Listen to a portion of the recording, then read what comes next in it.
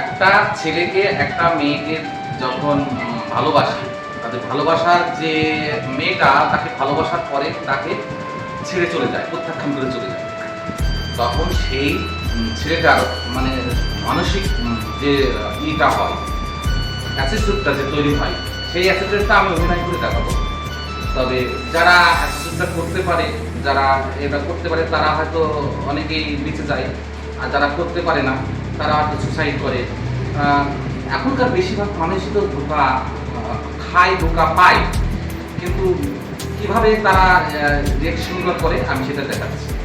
আমি একজনের নাম নেব, অবশ্য এই নামে যদি কেউ থাকো কিছু মনে করবে না, আমি নামটা নিয়ে শুটিংটা মানে শুটটা আমি তৈরি করছি।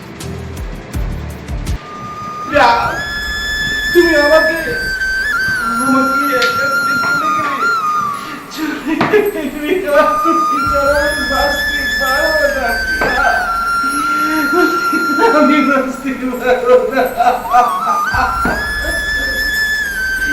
তোমার জন্য আমি প্রতিটি রাত আমি তোমার জন্য অপেক্ষা করে বসে থাকি কখন তোমার ফোন আসবে। তুমি যদি আমার না খাও আমি তাহলে এই জীবন আমি রাখবো না, এই জীবন আমি শেষ করে দেবো।